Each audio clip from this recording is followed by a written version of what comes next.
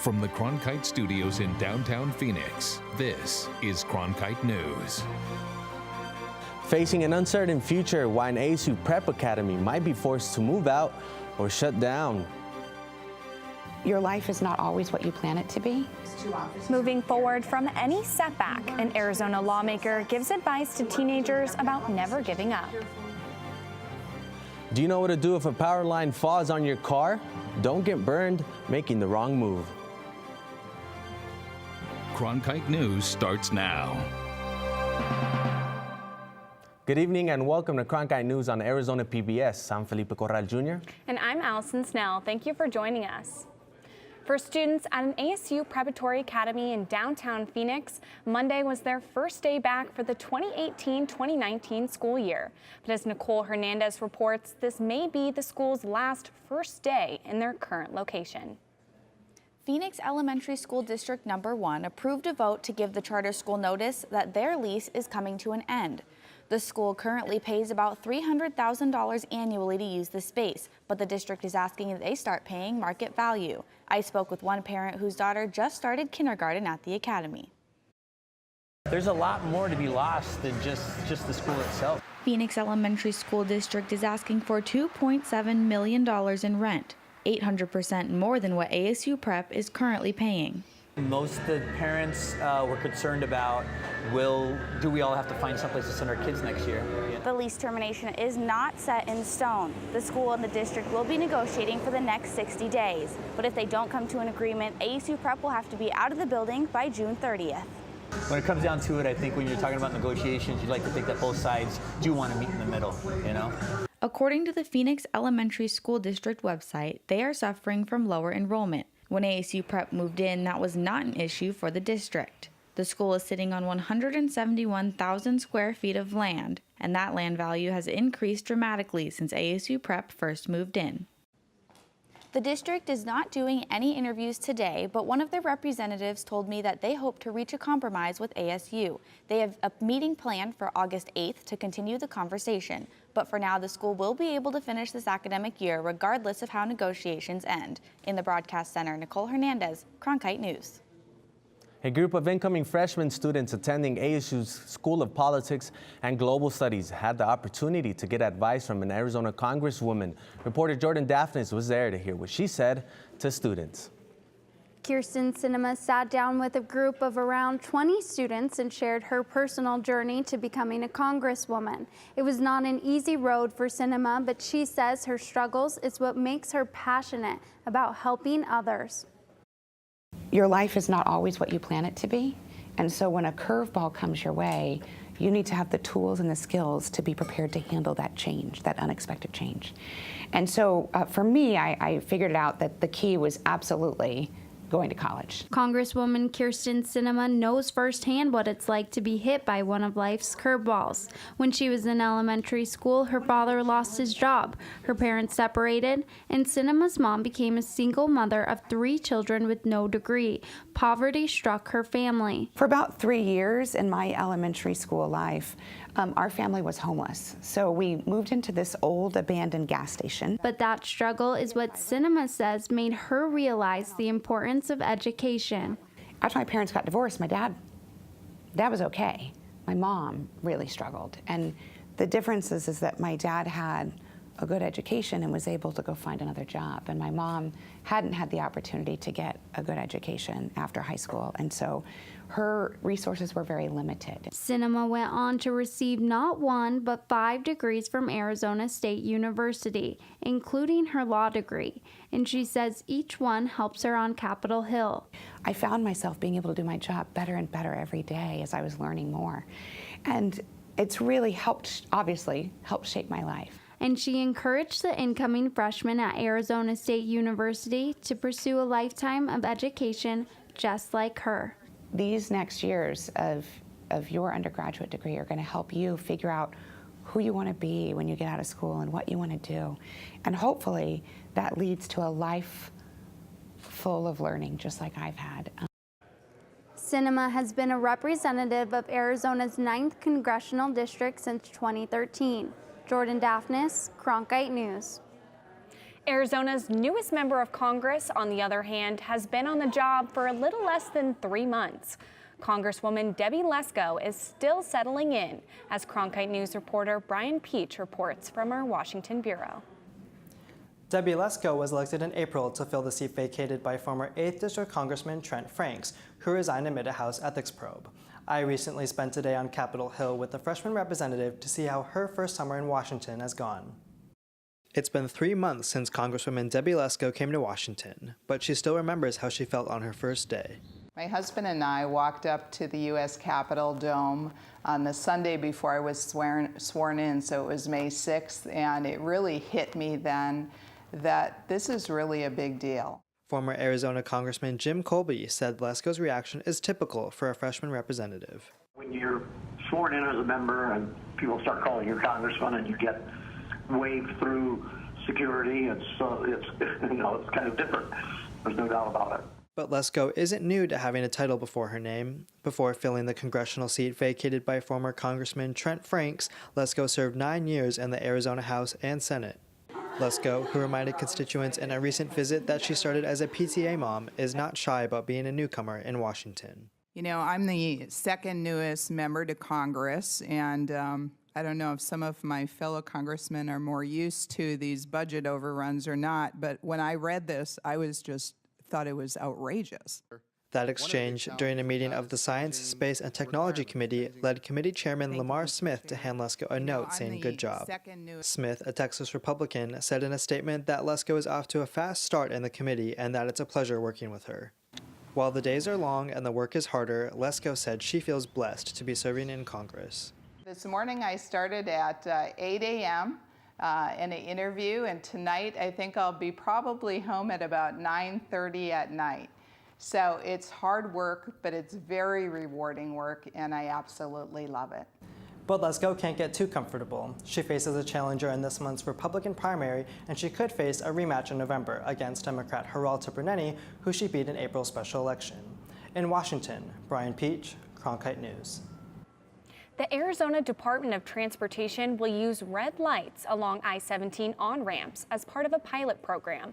The system will provide alerts about wrong-way vehicles on the freeway. The lights are used during rush hour to allow one car at a time onto the highway. ADOT will use those lights to keep people off the freeway when there's a wrong-way driver. The light will remain red until the situation is resolved. The Trump administration wants to lower car emission standards.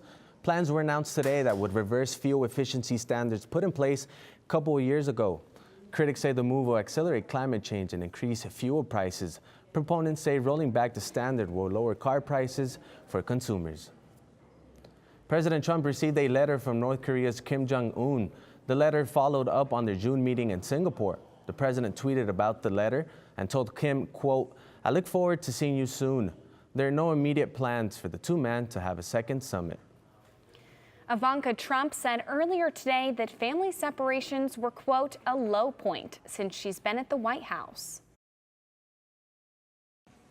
That was a low point for me as well. I feel very strongly about that, and I am very vehemently against family separation and the separation of parents and children. Her father, President Trump, established a zero-tolerance immigration policy earlier this year and reversed the consequential family separation policy in June when he signed an executive order to keep families together. Pope Francis declared today that the death penalty is never acceptable, and the Catholic Church will work toward abolishing it around the world. The change in the Church's teachings has been added to its catechism. Pope Francis has expressed his position since he became leader of more than 1 billion Catholics worldwide. The catechism has previously allowed the death penalty in certain rare cases. This change was expected for a while, according to a Vatican spokesman, starting with statements by Pope John Paul II. The spokesman said the point is that no matter how severe a crime they commit, a person never loses their dignity as a human being.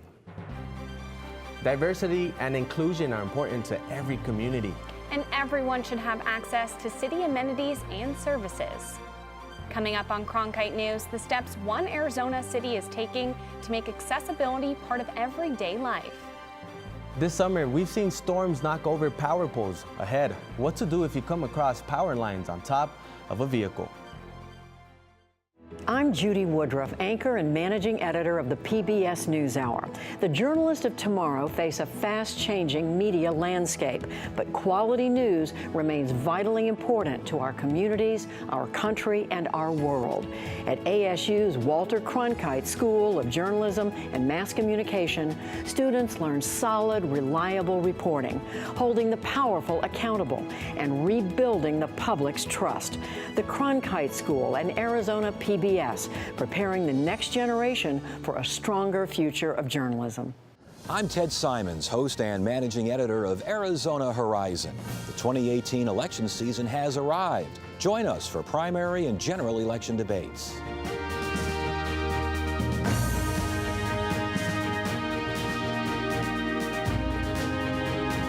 Right here, meet the candidates and hear their positions. Arizona Horizon, your source for what matters most this election season. Only on Arizona PBS. Here at Cronkite News, we have producers who craft shows that make an impact on our community. Our broadcasts allow students to be involved in all levels of production, from producing to directing. We are guided by highly respected professionals who mentor the journalists of tomorrow. From technical directing to teleprompting and beyond, our production crew works tirelessly to produce meaningful and award-winning shows. We are Cronkite News on Arizona PBS. I'm Jose Cardenas, host of Horizonte. Each week, we bring you experts and community leaders to discuss the issues that are vital to our community here in Arizona. We cover the stories that affect and inspire us and our families, and talk to the newsmakers who shape the communities where we live. Horizonte is your source and your voice for what matters most here on Arizona PBS. The city of Tempe is updating the city's landscape to better accommodate people with disabilities. Reporter Andrew Christensen found out how Tempe's Americans with Disability Transition Plan could make it easier for people with disabilities to get around the city. I'm here on Mill Avenue in Tempe, where part of Phase 1 of Tempe's ADA Transition Plan is taking place. The transition plan makes streets more accessible to people with disabilities. Mill Avenue, usually known for its eccentric bars, but some changes are being made to the street in Tempe overall. The city uses GPS to track the slope of the sidewalk, which can't be too steep. For people with wheelchairs, walkers, or canes, high slopes can make it difficult to move forward. It wasn't until a bit later that things started to be built accessibly. Plus, you've got sidewalks that are out there from the 50s, the 60s, the 70s. Stokes gave Cronkite News an in-depth look at the city's plan, which can be seen on an interactive map. Tempe's looking into making crosswalks more accessible by creating a flat floor near the crosswalk button and closer to the curb for stability while reaching for the button. As for bus stops, Tempe is looking to add more shade at the stops in addition to floor space near benches so that riders with wheelchairs can get onto the buses easier. Tempe is also open to suggestions from the public. We have what we call a public involvement period. So each time we go through these phases, I go out to the public. I also have meetings with the commission. Parks are another issue. To make access easier for those who may be in wheelchairs, the city is considering adding more parking spaces near park entrances and clear space around park amenities like picnic areas and sports fields.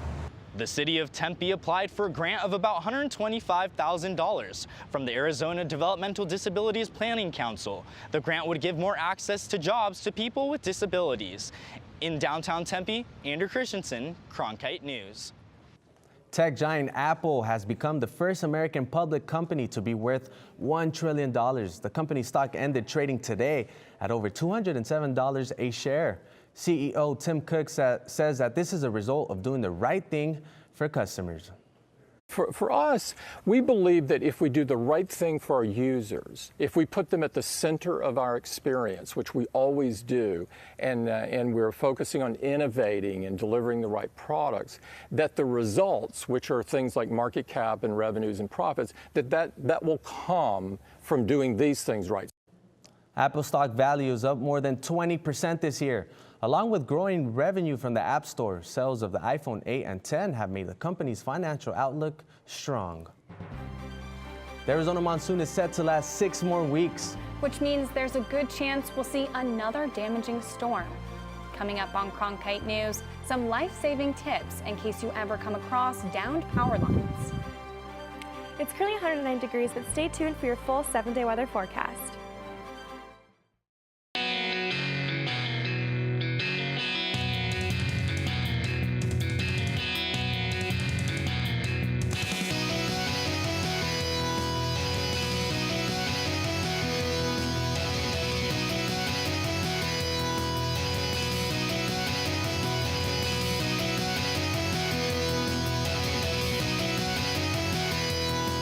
Cronkite News weeknights at 5 on Arizona PBS.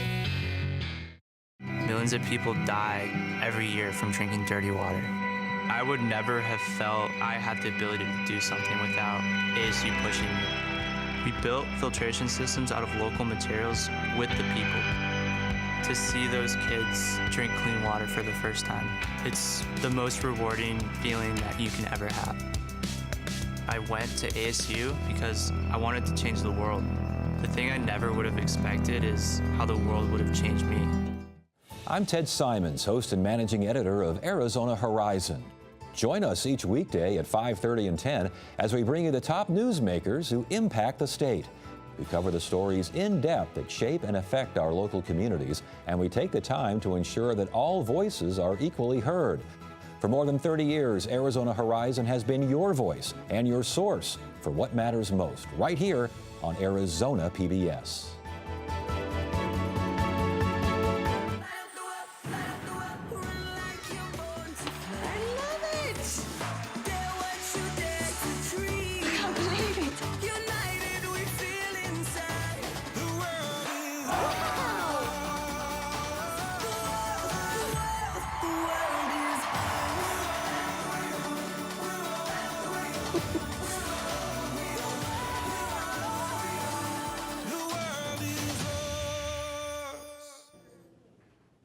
A new study finds the Hurricane Maria death toll in Puerto Rico is 20 times higher than the initial government estimate. The devastating storm made landfall last September. Puerto Rico's government figures show the count at 64 deaths, but new research suggests that up to 1,200 people may have lost their lives. Researchers used government death records in their study. The findings took into account people who died from both the hurricane's immediate impact and the living conditions and everyday struggles after, including disease and lack of resources. Monsoon storms can knock down 45 to 50-foot power poles onto homes, cars, and valley roadways. I spoke with SRP today about what the dangers are and what you should do if you see a downed line. Avoid the area, stay clear. During a monsoon season, people want to stop and take pictures, but really it can be a hazardous scene if those lines that are down are still energized. Power poles can hold over 12,000 volts, and that can be deadly. Making sure you stay away from them and avoid them because they could still be energized, and then, again, we run high voltage through our lines. SRP did a demonstration today on the real danger of what downed power lines can do to your body. With this grapefruit, they showed how your internal organs will look, but times 3. Right, yeah, again, it continues to. This demonstration only uses 4,000 volts, whereas power poles near homes and roads are higher voltage. They used this dummy to show how the electricity would cause some serious damage to your head, internal organs, and hands. If you get stuck in a situation where a power line falls on your car, here's what SRP says you should do. The steps you should take is first, if you find yourself in a situation like the one behind me, is to stay in your vehicle and call 911. If there is an emergency or fire and you have to exit the vehicle, there's a safe way to do it. You'll open your door and you want to jump out of your car with both your feet landing on the ground at the same time. And once you're on the ground, you can continue to, we say, bunny hop, just both feet up at the same time. Every year in Arizona, about 100 power lines are knocked over by distracted drivers, not just the monsoons. If you do see a power pole on the ground, stay as far away as possible and call SRP or the police. We're always on the lookout for storms. Is there any chance of rain over the next days? Hannah DeRuiter has our weather forecast. It's currently 109 degrees and sunny here in Phoenix, and we did have some humidity, but it hasn't been too bad throughout the day. Take a look at what we're going to see later on today. At 6 p.m., we're going to see 107 degrees. At 9 p.m., we're just below those triple digits at 99 degrees, and at 11 p.m., we're in those mid-90s at 94 degrees. Now, taking a look at our state highs for the day. In Phoenix, we did have a high of 108. Down in Tucson, our high was 102. Over in Lake Havasu City and Yuma, they were the hottest at 111, and moving on up north, Flagstaff was the lowest at 74 degrees, and the Grand Canyon was at 87 degrees. So moving on into this weekend, we do see triple digits all throughout the weekend. Friday, we're seeing 110, Saturday, 107, and on Sunday, 109. But moving on into the week, Monday, we see some cloud coverage at 107, and on Tuesday, we're hopeful for some rain and 104 degrees. So just get through this weekend. It is going to be hot because on Monday, we are going to see more cloud coverage to keep us cool. For Cronkite Weather, I'm Hannah Druder. Training camp began this week for the Arizona Cardinals. And it could be the last one for franchise player Larry Fitzgerald. He is embarking on his 15th year in the National Football League. Coming up next, Cronkite News goes one-on-one with Fitz.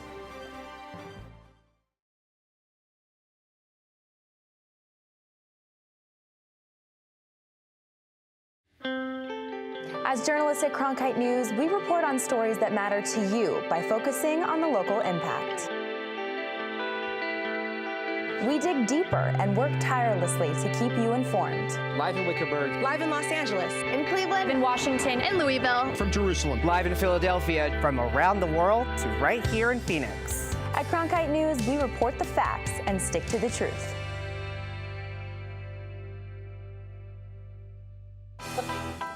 If you're looking for one show that tells you what happened that day in the world of business, it's NBR. We saw a classic shipwreck. Nordstrom's opening stores. Triple-digit gains. Crude climbs. We're there to help our audience find new investment ideas. The market still has room to go up. Nightly Business Report is the longest-running business television program in history. Weeknights at 10:30 on Arizona PBS. By the year 2050, there will be more plastic in the ocean than fish. Before Professor Halden, I had an insane amount of passion, but I almost felt helpless because I didn't know how to use it. Professor Halden gave me a chance to make a difference. Being at a place like ASU allows you to take these big leaps. Ultimately, the biggest problems in the world cannot be solved alone.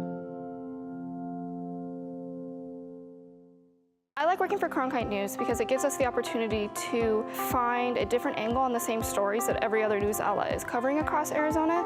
As students, we have the opportunity to cover issues in all across the state of Arizona. It gives me a good chance to sharpen my skills, improve my skills, learn the techniques in a newsroom and in the programs and teamwork and technology, getting me prepared for the real world. And at the same time, I think we do a great job, make some great stories, do great journalism for the city of Phoenix and the state of Arizona. The Arizona Cardinals red and white practice is set for Saturday. The Cardinals and the 100 Club of Arizona will partner for a barbecue fundraiser on the South Lawn at the University of Phoenix Stadium. Proceeds will go to the family of DPS trooper Tyler Ednoffer, who was killed on the job last week. Gates open this Saturday at 12:30. Cardinal star wide receiver Larry Fitzgerald is well known for the big plays he makes on the field. But what might be even more impressive is the impact he's had off of it. Madison Curley sat down with Fitzgerald to learn more about his community involvement.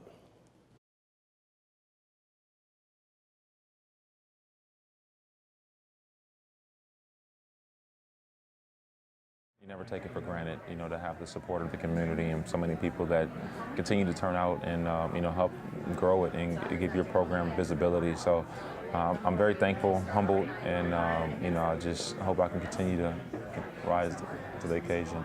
What was it that made you start your organization and start giving back to your community? Well, mother was always, extremely involved in her community. And so when we were young, my brother and I would see her doing it and want to be a part of it. And, so I promised myself once I had the platform and the ability to, to help, I was going to go full speed and do it. And, thank God I've been able to do it so far.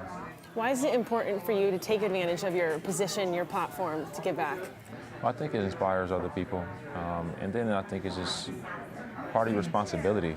And, you see what LeBron James was able to do this week. And, starting his school, and you know, it's just such a great thing when you see somebody who has everything and wants to help bring some people along with them, and that's true greatness. What has been the most rewarding part of this for you?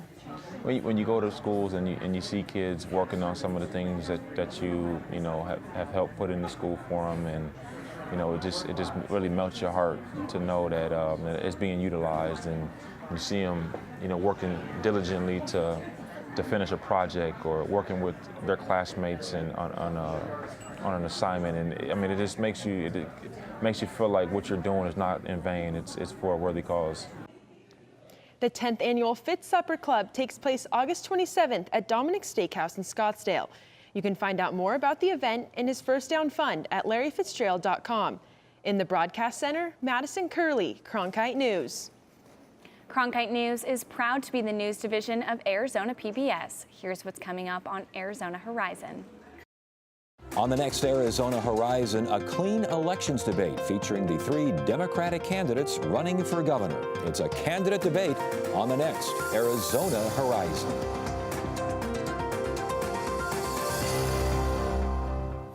That's it for Cronkite News tonight. Thanks for joining us. For top Arizona stories anytime, go to cronkitenews.azpbs.org.